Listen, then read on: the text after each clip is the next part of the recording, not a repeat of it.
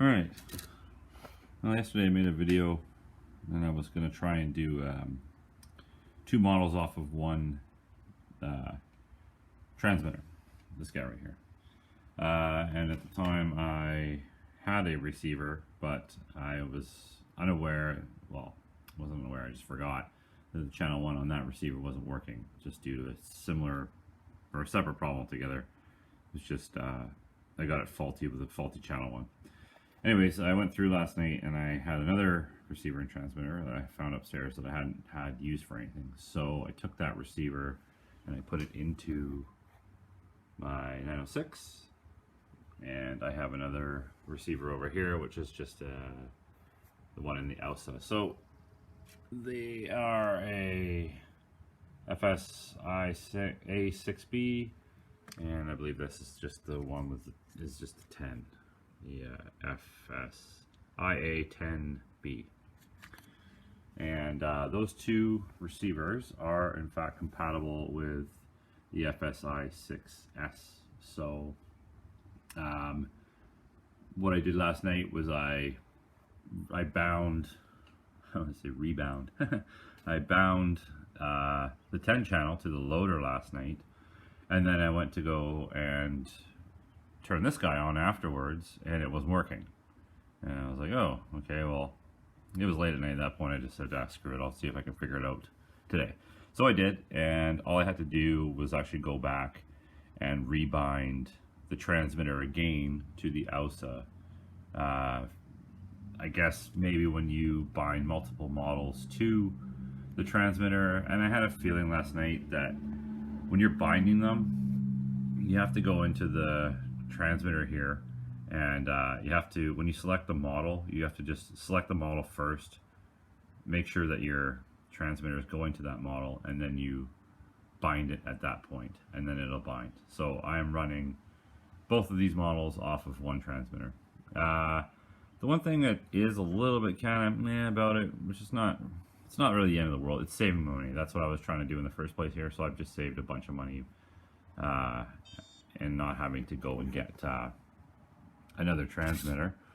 But you would have to leave the battery, well, you don't have to, but what I'm going to end up having to do is, when I'm going to run these models together, I'm going to leave the battery plugged in to it, so I don't have to keep on continuously opening it up all the time and turning it on, turning it off. But what I would do, and I'm going to do if I'm running these two, is the same. Is I'll just put the battery in the model, and then I'm just gonna, I've never had to mount my on-off switches because I've always had its own transmitter receiver. So instead of having to crack the cab open all the time, I'm gonna have to figure a way just to mount the on-off switch on the outside of the model. It's not a big deal, just so that I can easily turn it on and off without having to take the cab off.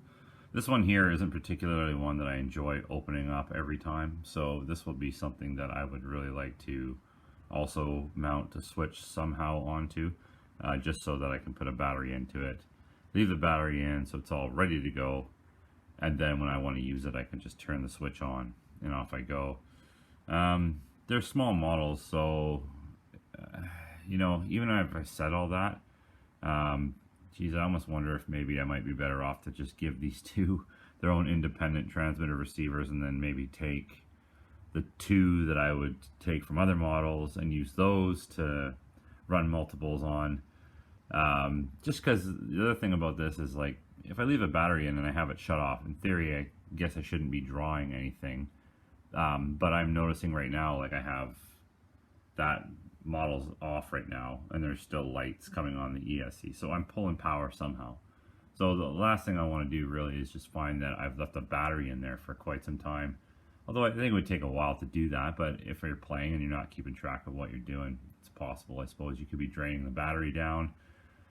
Either one of these models do not have enough room to fit a alarm in them, so when I'm operating them I have to constantly kind of be aware of that and take the top off and then plug an alarm in just to make sure, because this one is a particularly small battery. It's only a 400 milliamp LiPo, so I don't get a great deal of runtime with it, and there's not a lot of room in this model to fit a lot of stuff. It's pretty damn tight packed in there, so With those batteries, I tend to be a little bit more conscientious of what they are running at, because I'm running all, you know, everything in here and it's consuming it, and that small size of battery, it's probably going to drain it down a lot quicker.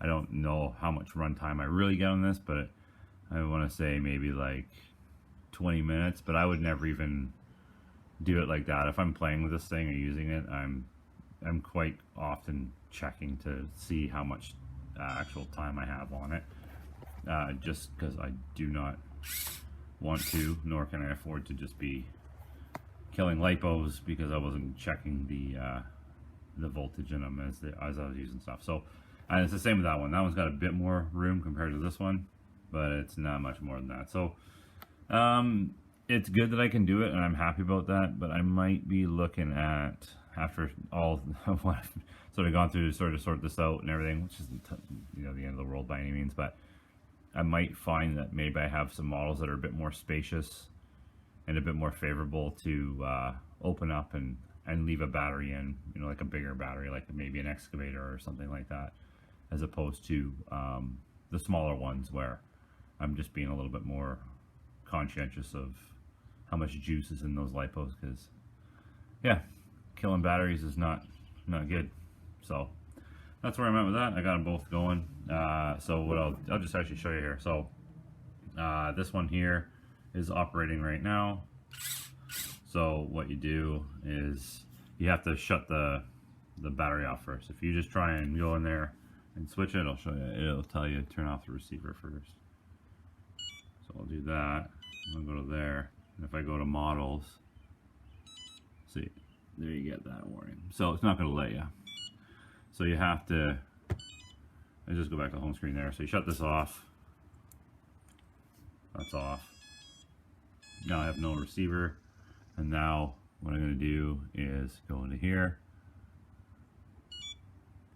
Go there. Oops, sorry, I should have kept that on there. There's models. Go to model 2. Let's go back to functions there. Now you turn this guy on.